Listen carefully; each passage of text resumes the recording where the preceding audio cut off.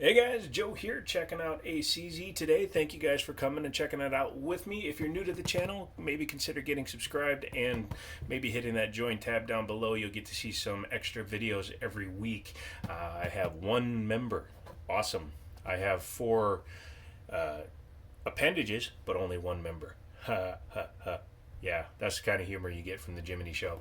Anyways, what we're taking a look at today is a pretty cool piece from CZ. CZ makes a ton of really nice firearms. They make stuff from the traditional CZ75, which came out in, guess what year? Nope, you're wrong, 1974. Just kidding, 1975. And they've made a ton of guns since then in all the different calibers. If you're looking for something, before we get into this, Liberty Arms down in Harrisonburg, Virginia. Check them out. Tell them I sent you. Call them because you never know what's going to be available because online distribution sucks right now. Thank you. Let's get into this. In this box, we have a CZ75 P10C caliber 9mm Luger Urban Gray suppressor ready with the 17 round mags. The boxes for CZs are all pretty much the same. Gold tabs with a push to open. And oh my gosh, somebody forgot to put it back in before he started refilming this because he got a phone call in the middle of the last one take. By the way, I like to do a lot of one takes. Thumbs up for that, guys. This is a CZ10PC. PT10C. P10C. Yeah. Sorry, it's very late at night. I'm filming this at the office and I still have to go home, so thumbs up for that. This is the Urban Gray and the black slide. Really good looking gun. It has 2 magazines right in the box. We'll do the safety check right now. Nothing in it. Taking a look at the box. 15 rounders with +2 base pads, so you get a total of 17 rounds per mag. You get a couple of back straps, so you can change those out if you would like a different feel to the gun. Up here you have your owner's manual and a copy of the range test fire to show you how accurate the pistol is. Here's a little bit of a spoiler. The gun will probably outshoot the shooter, if you know what I mean. But now we can take a closer look at it. Again, this is the Urban Gray. I kind of like the color. It's a little bit dirty, a little bit darker than some of the gray, like Tauruses and other guns that are out there, but it's not obnoxious. Now, Taurus with their G2C line, with their zebra striped ones, a little bit obscene. This guy just looks nice. At first glance, you guys may be thinking it's basically copying a FN509C. It's very much like an FN509C. It has a lot of the same stuff.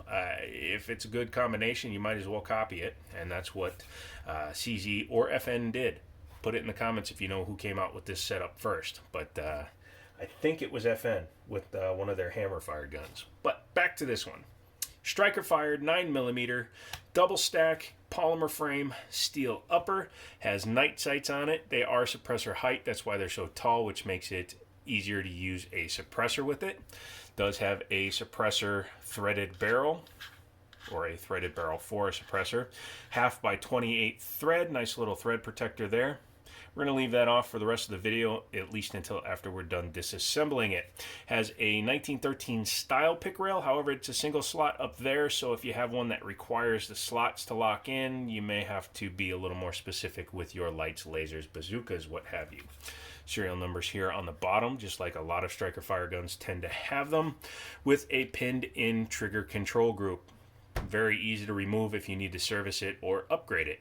CZ is also known for selling a lot of, or providing a lot of upgrade parts for their firearms, and this one is no different. You can always change out these triggers, you can change out the slide locks, mag releases. I think you can even get extended slide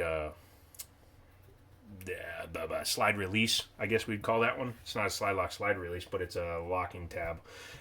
It is striker fired. There is no chamber indicator on this one, either in the front or the back. That's fine. External extractor on this side.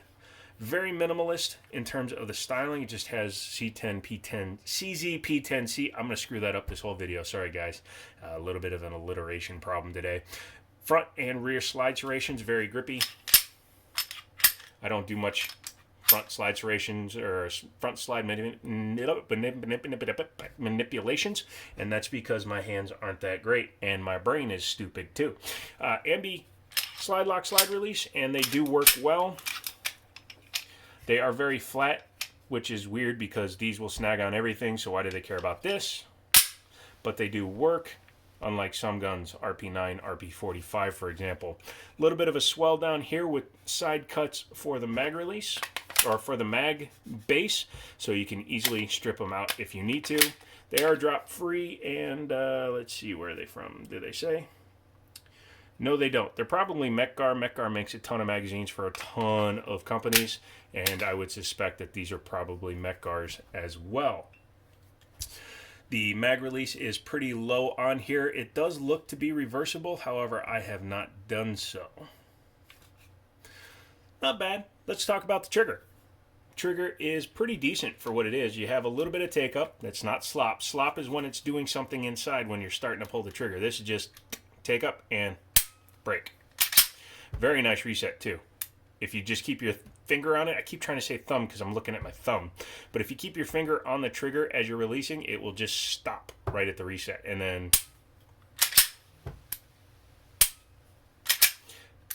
it's forceful enough that if you ride the reset and you're a shooter like that, you should be able to ride that reset no problem. If you're a slapper like me, you can just keep on slapping it because, again, no slop, just take up. So that works for people with nerve damage like me. The backstrap is interchangeable. As I said, this one appears to be the smaller one, and I prefer it. It gives me a nice firm grip on the firearm, but still leaves me enough room to do the what is commonly accepted as the best hold these days. Back in the day, it was over the front of the trigger guard, and then when you're back in the back of days, they would hold on the bottom of the gun. But nowadays, you're supposed to get as firm a grip as you can, present the firearm, and hold on for dear life. And this gives you plenty of room for that. Yeah, how's that for some knowledge for you? Hopefully it's right. Leave me a comment. You're going to do it anyways, so you might as well do it politely so I don't ban you. I like banning people. No, I don't, so don't do it. Takedown is very simple. First, make sure she's empty. Yep, we're good. I like to pull the trigger first.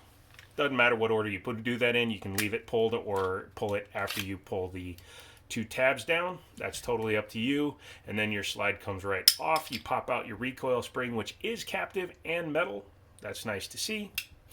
And you can just take your barrel out through the, well, technically the bottom, but I always do it upside down, so the top for me. Very nice barrel.